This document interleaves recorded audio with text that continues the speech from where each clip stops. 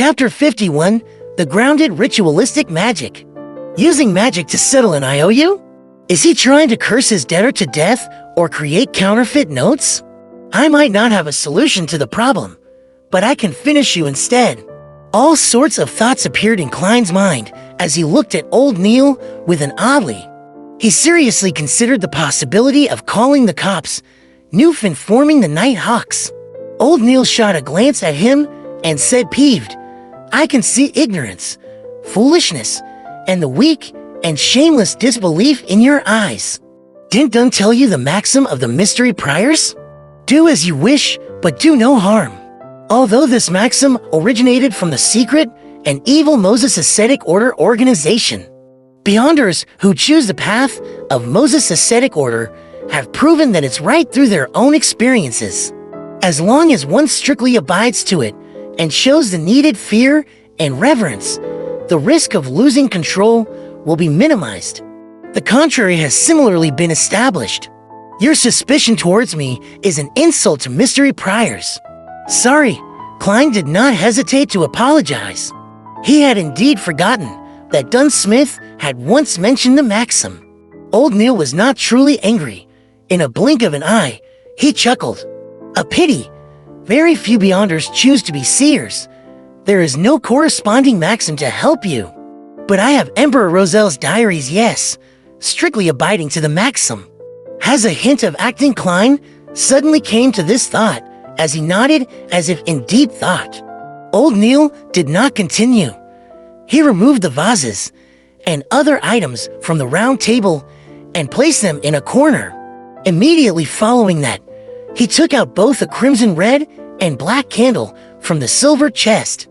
He explained, if ordinary people attempt ritualistic magic, they have to follow the results from astromancy or read corresponding manuals. They have to choose suitable dates and times. For example, the day representing the goddess period when she rules over the moon. But for us Beyonders, especially Beyonders good in this domain, there's no need for that. Our acute spiritual perception and potent astral projections are key. Of course, if you are not confident about the ritualistic magic you are attempting, it's best to choose a suitable date and time. It can increase the probability of success. Alright, this is based on a premise. Remember carefully to abide strictly by the rules. Old Neil placed two candles and turned to the side and looked at Klein, saying very solemnly, low sequence Beyonders are not strong enough. Almost all the ritualistic magic they can perform are the seeking of external powers and help. Therefore, you can only consider orthodox divinities like the goddess or the Lord of Storms. Absolutely do not attempt to communicate with the unknown or unpredictable existences. Even if people believe in them or the promises recorded are filled with enticements. Believe me, don't take any chances. As long as you attempt once, you will go down a slippery slope into the abyss with no return. Any work or resistance will only slow it down with no way to change the trajectory. You'll remember, Klein said in a deep voice. However, he felt a little afraid. My luck enhancement ritual has apparently sought power from an unknown and unpredictable existence. Furthermore, I have gained powers capable of pulling people into the fog that even a senior Beyonder like the Hanged Man finds unbelievable. Well, at least I think he is a senior Beyonder. Thankfully, I haven't gone mad or have any signs of losing control.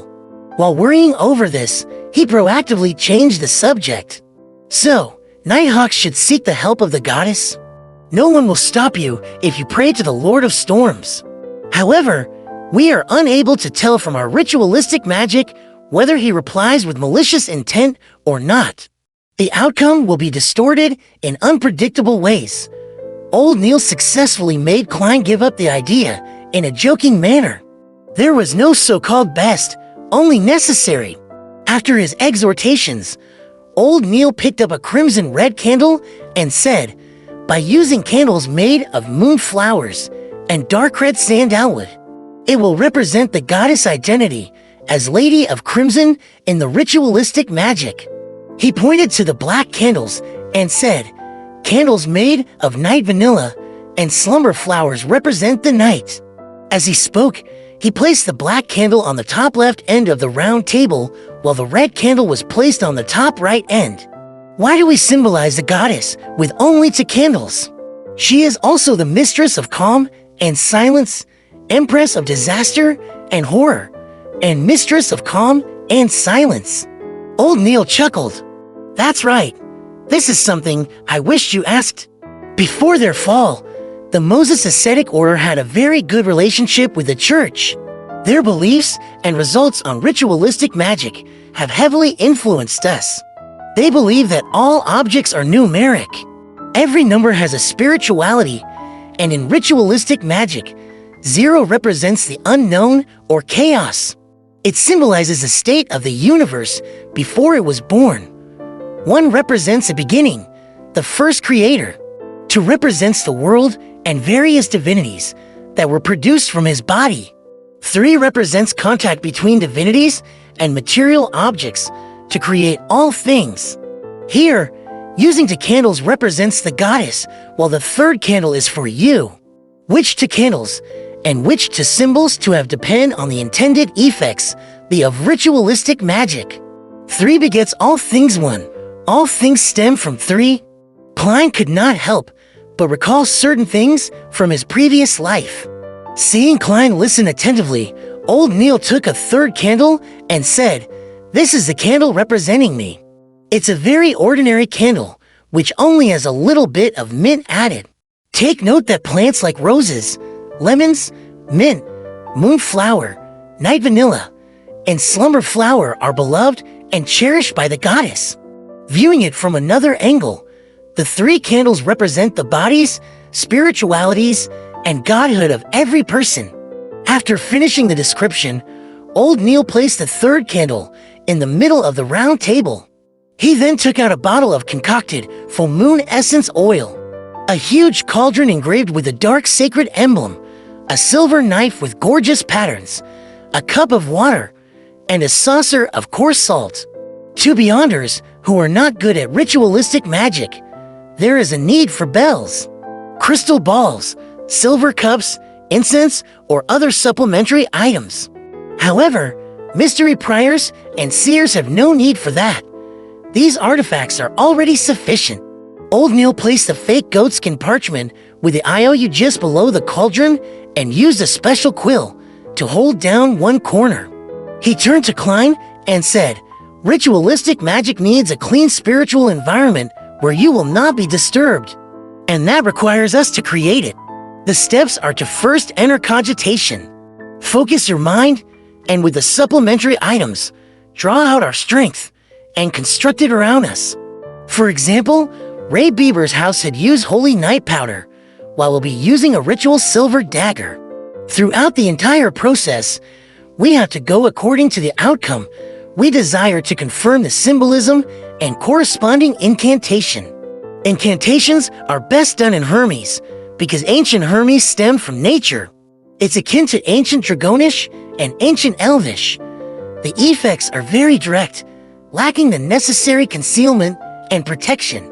It easily causes the caster to fall into danger. This is also why it has been modified. However, it's more effective. Alright, I have to focus on the ritualistic magic.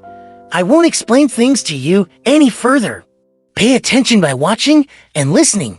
Remember any problems and ask me when everything is done. Alright, Klein took 2 steps back and trained his eyes on old Neil. Old Neil's eyes rapidly darkened as invisible wind around him spun.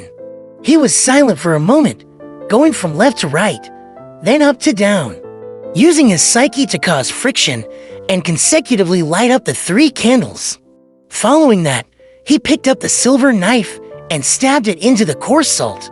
Then, he chanted in Hermes, "I sanctify you, blade of pure silver. I cleanse and purify you, allowing you to serve me in this ritual.